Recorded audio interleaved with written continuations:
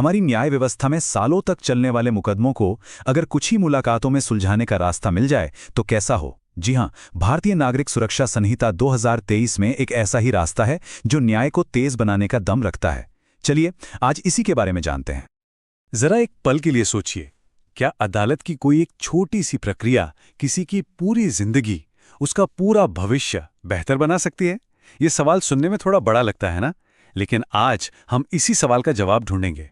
तो भारत के criminal justice system में एक बहुत बड़ा बदलाव आया है, जिसका नाम है भारतीय नागरिक सुरक्षा संहिता यानी BNSS 2023। और आज हम इसके एक बहुत ही खास हिस्से को समझने वाले हैं, धारा 291 से 295। ये वो धाराएं हैं जो हमें बताती हैं कि कैसे बिना सालों तक कोर्ट के चक्कर काटे आपसी सहमति से मामले सुलझाए जा सकते हैं।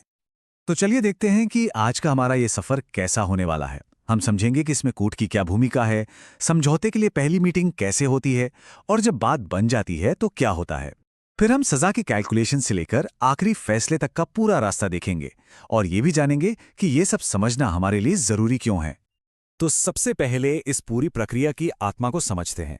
देखिए, कानूनी भाषा में इसका एक भारी भरकम नाम है, नेगोशिएटेड जुडिशियल डिस्पोजिशन। लेकिन हमारे और आपके लिए इसका मतलब बड़ा सीधा सा है, आपसी सहमति से मामले का निपटारा। हाँ, पर इसे कोई गांव की पंचायत या आपस के सुलह समझने की गलती बिल्कुल मत करिएगा। ये एक पूरी तरह से ऑफिशियल और कानूनी प्रक्रिया है जो जज साहब की निगरानी में होती है। और इसकी सबसे खास बात, सब कुछ अपनी मर्जी से होता है, यानी किसी पर कोई भी दबाव नहीं होता। तो अब सवाल यह है कि आखिर ये सब शुरू कैसे होता है। चलिए इसे समझने के लिए एक कहानी की मदद लेते हैं। मान लीजिए एक तरफ रोहन है जिस पर कोई आरोप है और दूसरी तरफ प्रिया है जो इस केस में विक्टिम है। बस यहीं से धारा 291 अपना काम शुरू करती है। इस कहानी में कोर्ट किसी हीरो की तरह नहीं बल्कि एक गाइड की तरह काम करती है। सबसे पहले कोर्ट रोहन, प्रिया और केस से जुड़े सभी लोगों को एक नोटिस भेजकर एक टेबल पर साथ लाती है और जज साहब का सबसे पहला काम ये पक्का करना होता है कि हर कोई यहां अपनी खुद की मर्जी से आया है या नहीं। अच्छा, अब यहां एक छोटा सा लेकिन बहुत जरूरी फर्क है।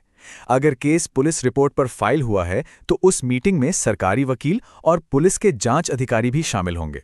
लेकिन अगर केस सीधे कोर्ट में फाइल किया गया था तो टेबल पर सिर्फ आरोपी और विक्टिम पक्ष ही मौजूद रहेंगे। तो चलिए अपनी कहानी में वापस चलते हैं। मान लेते हैं कि रोहन और प्रिया ने जज साहब की निगरानी में बात की और वो दोनों एक समाधान पर राजी हो गए। तो अब क्या बस बात खत्म? नहीं, यहीं पर धारा 292 काम आती है जो इस समझौते को एक कानूनी शक्ल देती है। देखिए, ये समझौता सिर्फ जुबानी नहीं होता। कोर्ट बाकायदा एक रिपोर्ट तैयार करती है जिस पर जज साहब से लेकर मीटिंग में मौजूद हर एक शख्स के दस्तखत होते हैं।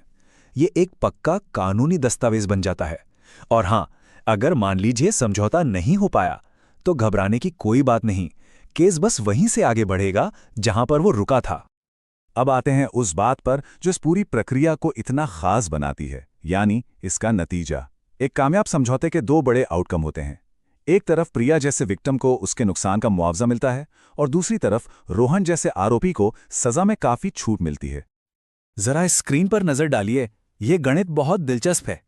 अगर किसी जुर्म के लिए कानून में कोई मिनिमम सजा तय है तो इस प्रक्रिया से आरोपी को सिर्फ उसकी आधी सजा मिलती है, और अगर वो पहली बार का अपराधी है तो सजा घटकर सिर्फ 1/4 रह जाती है। यही वो वजह है जो आरोपी को समझौते के लिए सबसे ज्यादा प्रेरित करती है। हमारी कहानी अब अपने आखिरी पड़ाव पर है। समझौता हो गया, मुआवजा और सजा भी तय हो गई। अब कोर्ट इस पर अपनी आखिरी मुहर कैसे लगाती है, चलिए देखते हैं।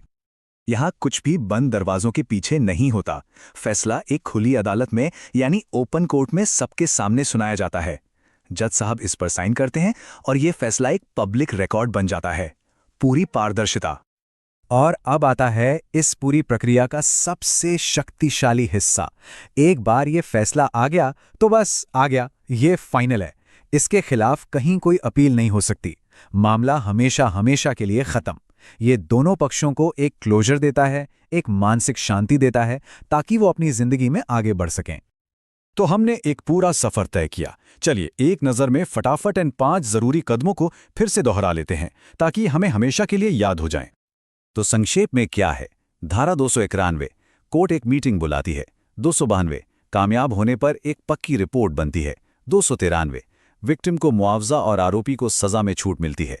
294, खुली अदालत में फैसला सुनाया जाता है। और 295, फैसला आखिरी होता है, मामला हमेशा के लिए बंद। है ना एकदम सीधा और असरदार रास्ता?